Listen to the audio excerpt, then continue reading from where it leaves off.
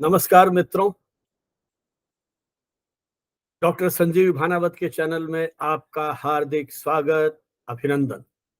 यदि आपने हमारा चैनल अभी तक सब्सक्राइब नहीं किया है तो आपसे अनुरोध है कि आप हमारा चैनल सब्सक्राइब करें, अपने मित्रों के साथ साझा करें और अपने टिप्पणियों से हमारा उत्साहवर्धन मार्गदर्शन करते हुए हमारे इस शैक्षणिक अभियान को आगे बढ़ाने में हमारा सहयोग करें।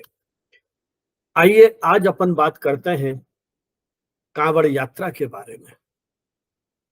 सभी जानते हैं कि हिंदुस्तान धर्म और अध्यात्म का देश है। हमारे यहाँ की अनेक आध्यात्मिक परंपराएं हैं।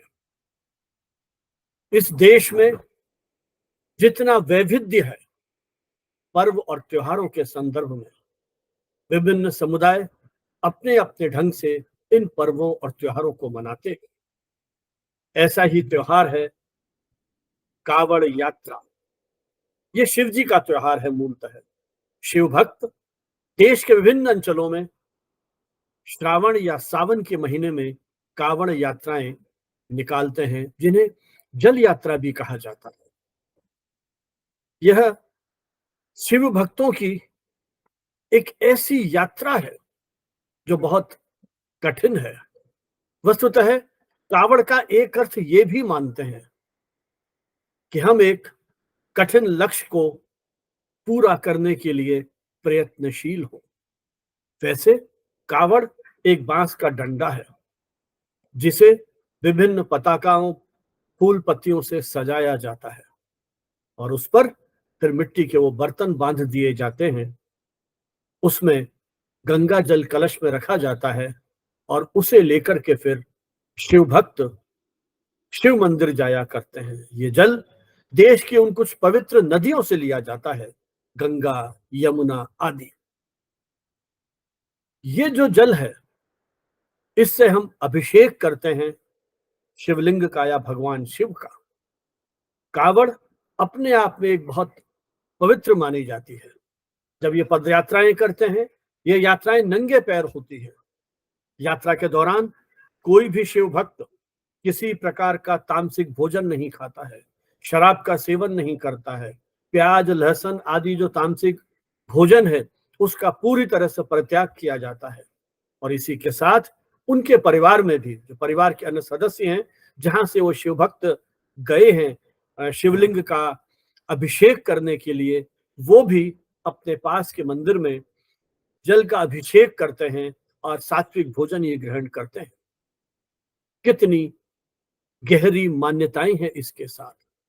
कांवड़ यात्राओं को लेके अनेक कथानक प्रचलित है। मूल रूप से ये माना जाता है पौराणिक ग्रंथों के अनुसार कि जब समुद्र मंथन किया जा रहा था, तब अमृत से पहले विष निकला और भगवान शिव ने उस विष का पान कर लिया।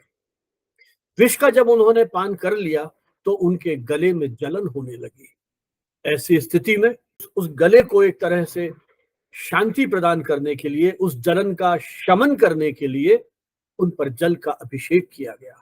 और ऐसी मान्यताएं हैं कि रावण ने सबसे पहले कांवड़ यात्रा निकाली और उस जल से भगवान शिव का अभिषेक किया। बाद में भगवान राम ने भी कांवड़ यात्रा के माध्यम से भगवान शिव के जल का अभिषेक किया। ऐसे भी मान्यता है कि भगवान परशुराम ने गढ़मुक्तेश्वर से पवित्र जल लेकर के भगवान शिव का अभिषेक किया। कुछ मान्यताएं यह भी कहती हैं कि सबसे पहली जो कांवड़ यात्रा है वो श्रवण कुमार ने निकाली थी, जब वो अपने माता पिता को कांवड़ में बिठा करके हरिद्वार ले जाना चाहते थे। हरिद्वार ले गए ताकि उन पापों का शमन हो सके। इस प्रकार नानाविध कथाएं या किंवदंतियां इस कांवड़ यात्रा को लेकर के प्रचलित है। लेकिन ये भी माना जाता है कि भगवान शिव जहां बहुत जल्दी प्रसन्न हो जाते हैं, एक पानी लोटे का ही तो सवाल है, जरा से जल अभिषेक से ही वो प्रसन्न होकर के मन की मुरादों को पूरा कर देते हैं। वहीं क्रोधित भी बहुत जल्दी होते हैं। लेकिन ऐसे शिव भक्तों का क्या कहना जो श्रावण मास में नंगे पैर चलते हुए उस कावड़ को लेकर के भगवान शिव का अभिषेक करने के लिए जाते हैं और पूरे रास्ते में अनेक स्वयंसेवी संगठन और सरकार के जो एक तरह से सहायता समूह हैं, वो उनके लिए रास्ते में उनके सुख सुविधाओं का ध्यान रखने के लिए उनके नाश्ते भोजन आदि का प्रबंध करते हैं। रास्ते में कभी भी इस कावड़ को नीचे नहीं रखा जाता है, या तो उसे किसी पेड़ की डाल के ऊपर रख दिया जाता है या किसी ऊंचाई के स्थान पर रखा जाता है। तो इस प्रकार इस कावड़ यात्रा के प्रति शिव भक्तों के अंदर बहुत अधिक आस्था का भाव होता है और पूरे रास्ते में हर हर महादेव, जय बम भोले इत्यादि नारों से पूरा वातावरण गुंजायमान रहता है। जल की हमारे पर्यावरण के लिए कितनी अधिक आवश्यकता है। जल इंसान तो इंसान क्या, पशु पक्षियों के लिए, पेड़ पौधों के लिए, सबके लिए प्राथमिक आवश्यकता है। इन्हीं नदियों के किनारे सभ्यताओं का विकास हुआ था। नदियों के पानी का उपयोग करने के लिए इंसानों ने नानाविध तरीके से प्रयोग किए हैं। अतः जल सागर को प्राप्त करने के लिए, ऐसे स्थान पर प्राप्त करने के लिए जहां जल की कमी है, अनेक तरह के प्रयोग किए जा रहे हैं, ताकि जो जल है वो हम ऐसे स्थानों पर पहुंचा सकें जहां पानी की कमी है। शिव सृष्टि का दूसरा रूप ही तो है। प्रकृति की तरह उदार शिव जल संचय की प्रेरणा देते हैं। जल जो हर प्राणी मात्र की मूलभूत आवश्यकता है, इस जल यात्रा के एक प्रतीकात्मक है कि इस जल के माध्यम से हम जल का किस तरह से संचयन कर सकें ताकि यह सभ्यता टिकी रह सके। क्योंकि जैसा मैंने कहा, इन सभ्यताओं का विकास नदी के किनारे ही तो हुआ है।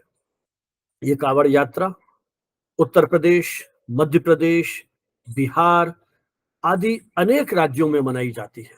इसका फैलाव दूर दूर तक होता चला जा रहा है। शिव भक्त समूह में हजारों लाखों की संख्या में चलते रहते हैं और उसके बाद सुदूर कई दूर के जो इलाकों से ये शिव भक्त आते हैं, हरिद्वार, गौमुख, गंगोत्री आदि स्थानों से जल लेते हैं, गंगा जल लेते हैं।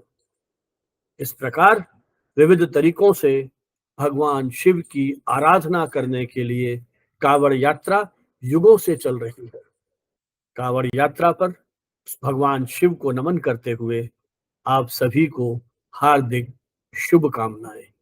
जय हिंद, जय भारत।